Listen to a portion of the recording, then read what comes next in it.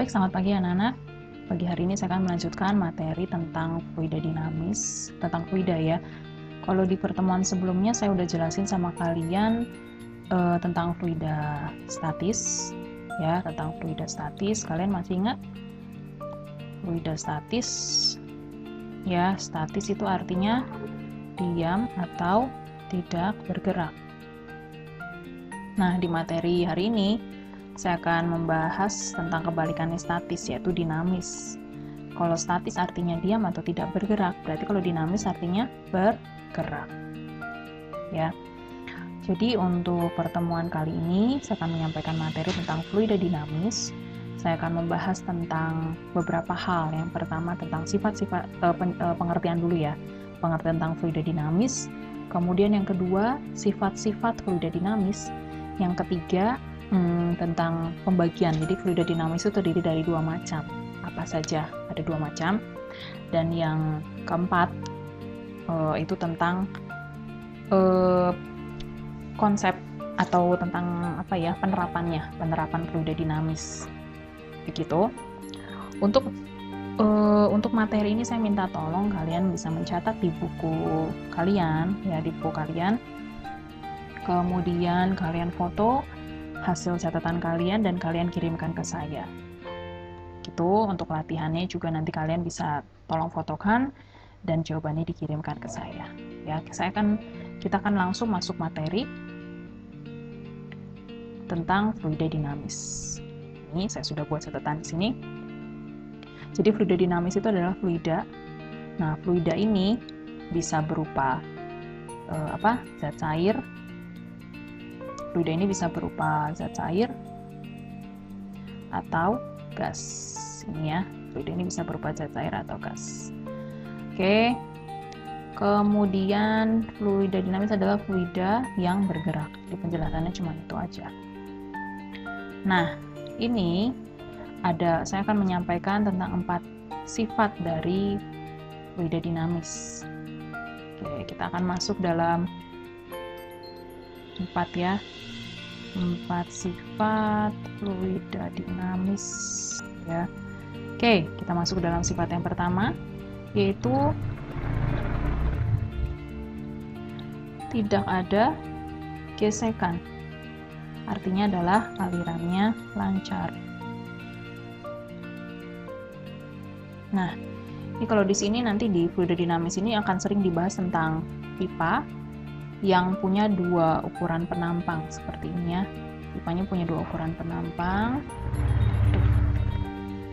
Gambarnya kurang oke nih. Saya nggak terlalu bisa gambar, jadi harap maklum ya kalau gambar jelek. Kalau kalian bisa gambar yang lebih bagus, tolong gambar lebih bagus daripada gambar saya ini ya. Ini ilustrasi, jadi ceritanya cuma untuk menggambarkan bahwa penampangnya ada 2 ukuran, satu besar dan satu kecil, ya, seperti itu. Jadi yang sifat pertama itu adalah tidak ada gesekan atau alirannya lancar. Nah, kenapa bisa ada gesekan? Gesekan itu bisa muncul jika fluidanya kental. Kental, tahu ya? Kental tuh jadi kan bisa jalannya lambat banget atau bahkan bisa jadi menggumpal sehingga ada gesekan. Jadi nggak lancar alirannya. Oke, gitu. Kita akan masuk dalam sifat yang kedua. Sifat yang kedua adalah ada garis arus atau bahasa Inggrisnya stream, ini ya, streamline. Ada garis arusnya atau streamline. Artinya apa? Alirannya tidak berputar. Nah, maksudnya berputar itu apa? Jadi contoh kalau di pesawat terbang, aliran yang berputar itu bisa menyebabkan kecelakaan. Ya, jadi alirannya itu harus ada garis arusnya atau streamline-nya. Gitu. Jadi ada jalur yang pasti gitu ya. Oke, kemudian yang ketiga. Yang ketiga adalah kecepatan fluida di tiap titik tidak berubah. Kecepatan fluida di tiap titik itu tidak berubah. Atau secara bahasa Indonesianya itu adalah tunak dan bahasa Inggrisnya adalah steady. Ini ya. Jadi contoh kalau misalkan di sini di titik di sini kecepatannya adalah 8 meter per sekon, ya udah dia tetap segitu kecepatannya, nggak berubah jadi lebih cepat atau lebih lambat ya, karena kan di sifat nomor 1 itu tidak ada gesekan atau alirannya lancar, artinya nggak kental ya, tetap segitu kecepatannya juga segitu stabil. Atau misalkan contoh di sini di titik ini kecepatannya adalah lebih besar, misalkan ya 12 meter per sekon, ya sudah tetap segitu aja, nggak ada perubahan. Kemudian jadi dia stabil. Yang keempat, sifat yang terakhir adalah tidak termampatkan. Nah, tidak termampatkan itu artinya, nah ini kalian silahkan catat sendiri ya, karena ini agak panjang kalimatnya, jadi saya mohon kalian bisa mencatat pelan-pelan. Artinya adalah tidak termampatkan, volume atau massa jenisnya itu tidak berubah. Ya, jadi pada waktu kapanpun itu volumenya merata. Karena sifat zat cair itu kan seperti itu ya, volumenya dia tetap mau di dalam wadah bentuk apapun ya volumenya tetap gitu. Nah, itu tentang 4 sifat fluida dinamis. Nah, setelah ini kita akan membahas tentang jenis-jenis fluida dinamis. Ada 2 jenis fluida dinamis. Ada 2 jenis fluida dinamis, sorry. Yang pertama adalah tentang kontinuitas dan yang kedua tentang Bernoulli. Bernoulli ini nama orang. Kita akan belajar 2 rumus yang berhubungan dengan fluida dinamis, yaitu kontinuitas dan Bernoulli. Kita langsung masuk ke materi berikutnya. Yang pertama tentang kontinuitas. Nah, kontinuitas ini berhubungan dengan konsep debit.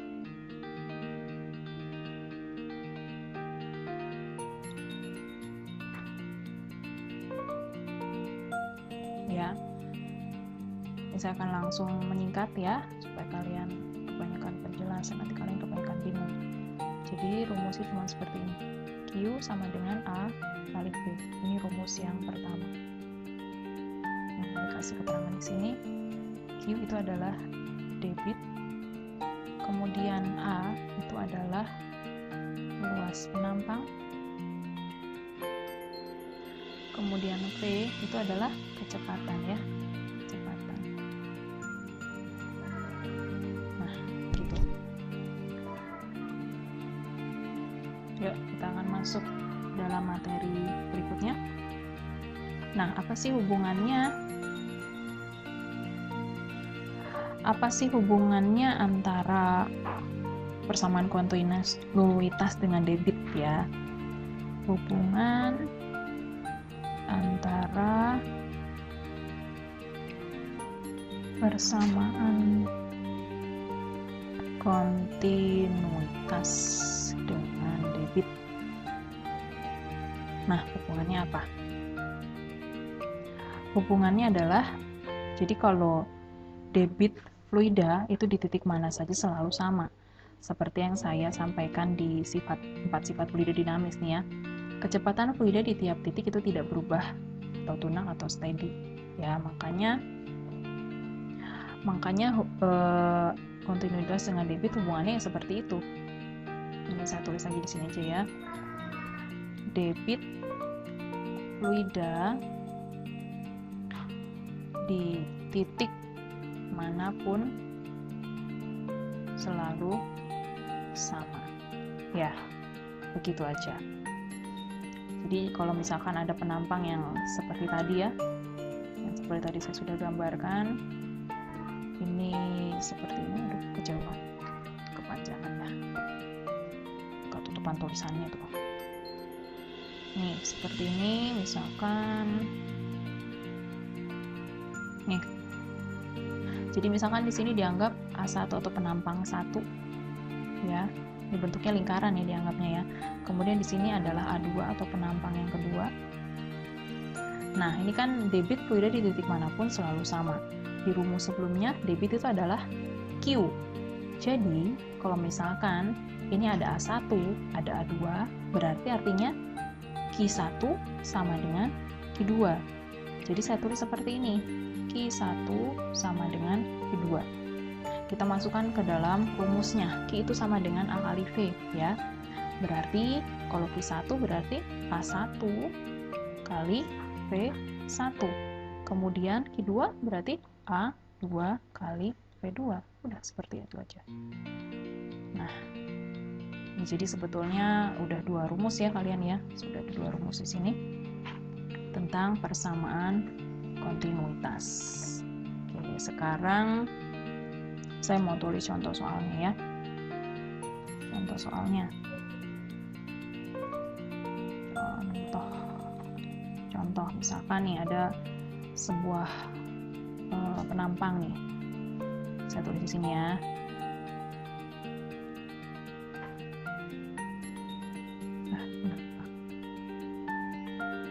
Kalau kamu tahu ini memang penampangnya harus seperti ini ya. Iya, kalau di materi ini penampangnya akan selalu seperti ini bentuknya di soal yang akan kalian kerjakan juga nanti. Misalkan diketahui ini untuk A1 misalkan adalah saya tulis angka yang nggak terlalu susah ya, misalkan 5 meter persegi misalkan itu ya, terlalu besar ya, angkanya terlalu besar. Emang angkanya harus ada unsur desimalnya, misalkan 0,5 meter persegi. Jadi ingat satuan penampang itu meter persegi ya.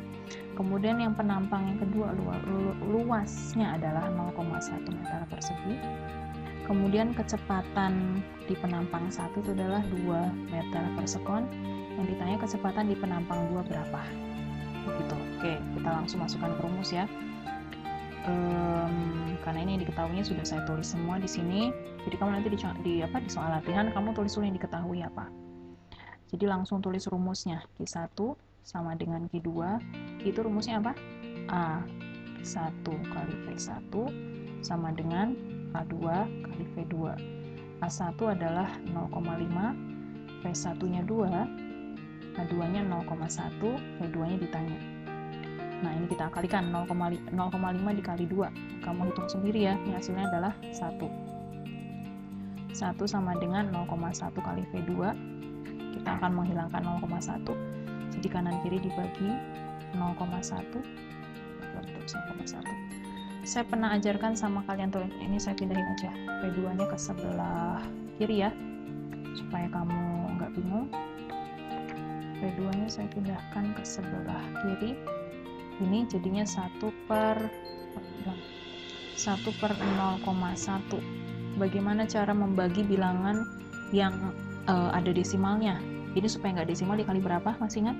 Dikali 10. Jadi kalau bawah dikali 10, atas juga dikali 10. 1 dikali 10 adalah 10, 0,1 dikali 10 berarti komanya geser 1 kali. Jadi per 1 sehingga V2-nya adalah 10 meter per sekon. Begitu ya, itu contoh tentang persamaan kontinuitas. Kita akan langsung masuk yang berikutnya. Yang kedua yaitu tentang persamaan Bernoulli ya. Yang kedua tentang Bernoulli. Nah, untuk yang Bernoulli ini konsepnya sama dengan usaha dan energi.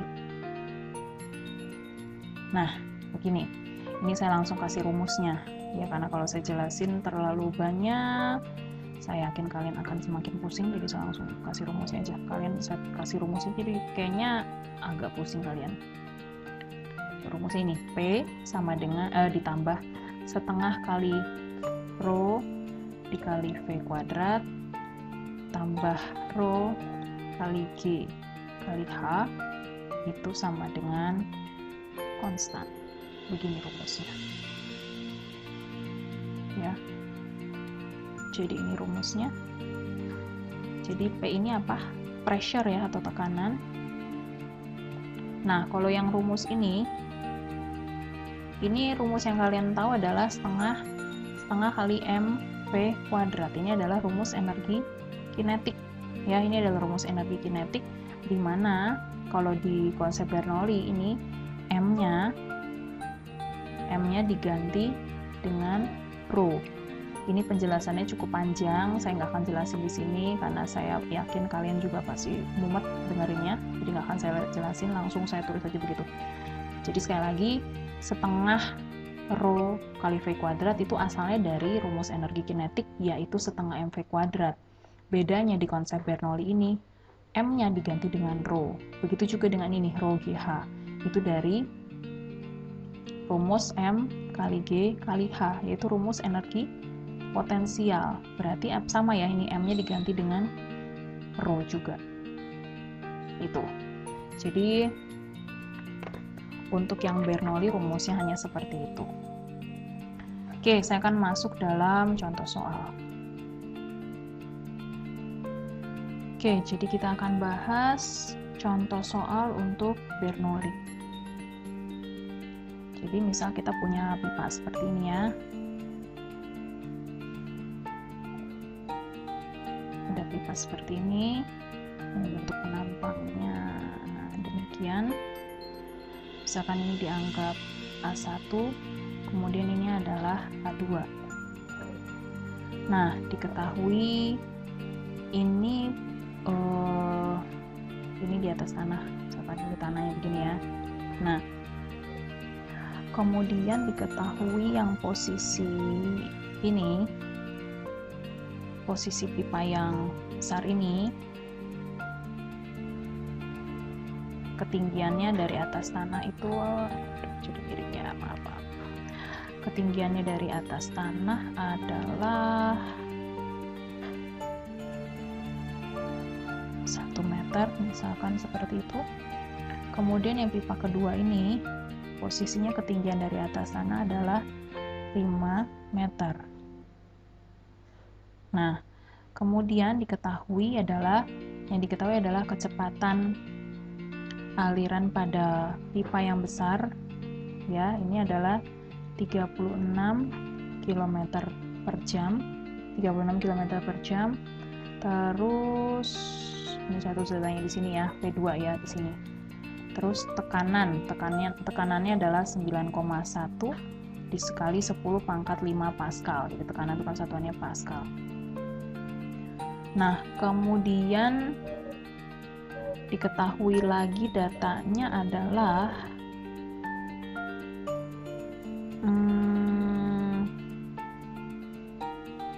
P2 berarti ya, yang diketahui datanya adalah P2. Oh, ini saya salah ya, ini harusnya P1. Yang P2 itu diketahui kecepatannya adalah 40 meter per sekon. Nah, kemudian ini saya salah, ini harusnya tekanan pada pipa besar, maaf, typo. Saya juga baru melihat dari soalnya anak, maaf ini P1 jadinya, itu saya hapus saja, nanti kamu bingung, saya hapus saja. Jadi harusnya P1 ya, P1, kemudian ini tadi berapa? P1 ya, ini juga P1. Udah, ini datanya sudah lengkap. Oke, P1 sudah ada, kemudian V1 ada, oke, H-nya juga ada. Nah, kemudian yang ditanya adalah, nah, ini P2 ini berapa? P2. Nah, ini yang diketahui di soal adalah rho. Rho air itu adalah 1000 kg per meter kubik. Nah, ini cara mengerjakannya adalah seperti ini. Tadi kan rumusnya ini ada seperti ini ya. P tambah setengah rho kali P kuadrat tambah rho GH sama dengan konstan. Nah, ini kan ada 2 pipa, berarti kita akan nulis kanan kiri. Yang kiri itu untuk pipa ke-1, yang kanan untuk pipa yang kedua. Gitu ya. Jadi saya tulis di sini.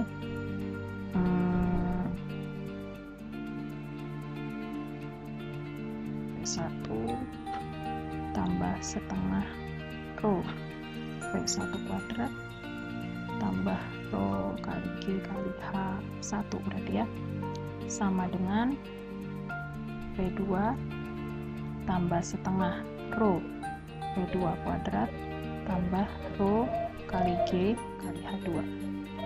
Oke, kemudian kita masukkan angkanya yang ada. Ini garisnya kepanjangan, saya hapus dulu segini ya. Udah gini. Oke, P1 tadi berapa? 9,1 dikali 10⁻5 tambah setengah kali rho-nya sama ya, berarti 1000 kali V1 adalah 36, berarti 36 kuadrat, rho-nya tetap 1000 juga, G adalah gaya gravitasi, saya tulis lagi di sini ya, G itu adalah kecepatan gravitasi, biasanya berapa? 10 meter per sekon kuadrat, berarti saya tulis ini 10. Kemudian H1 adalah ketinggian ke-1 yaitu 1 meter, berarti saya tulis ini 1. Oke. Kemudian P2 yang ditanya tambah setengah kali rho 1000, V2 yaitu 40, berarti 40 kuadrat tambah 1000 kali 10 kali H2-nya 5 ya. Luar biasa panjang sekali ini ya. Oke, kita tulis lagi di sini 9,1 kali 10⁻5 tambah ini kita perkecil dulu, setengah kali 1000 jadinya 500, jadinya 500 dikali 36 kuadrat. 36 kuadrat langsung kita hitung aja ya. 36 kuadrat itu adalah 1296. Langsung saya tulis di sini 1296 tambah 1000 kali 10 adalah 10.000 sama dengan P2 tambah ini sama 500, berarti 500 dikali 4 kali 4 16, kalau 40 kali 40 berarti 1600 ditambah ini berapa, coba kita hitung 1000 kali 10 kali 5 berarti 50.000. Begitu ya, ini saya tarik ke bawah supaya bisa ada space, ini masih bisa ini. Oke, lanjut lagi ke sini. 9,1 kali 10⁻5 ditambah, langsung saya hitungkan aja nih, berarti ini adalah 500 dikali 1296 yaitu 648.000 ditambah 10.000 sama dengan P2 sama dengan P2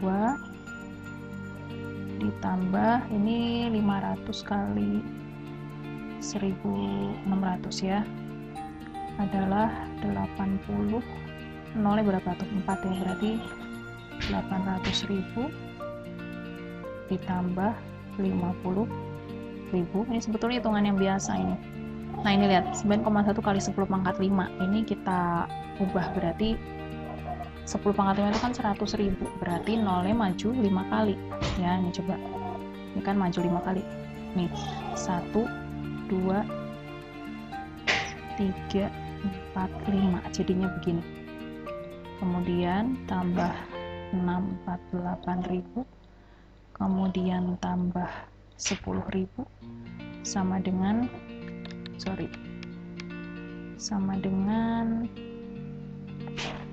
P2 tambah ini ya 850.000, langsung ya saya tulis ya. Nah ini 850.000. Kemudian ini kita jumlah, dan ini kita jumlahkan hasilnya. Saya hitung hasilnya adalah 1.568.000 sama dengan P2 tambah 850.000.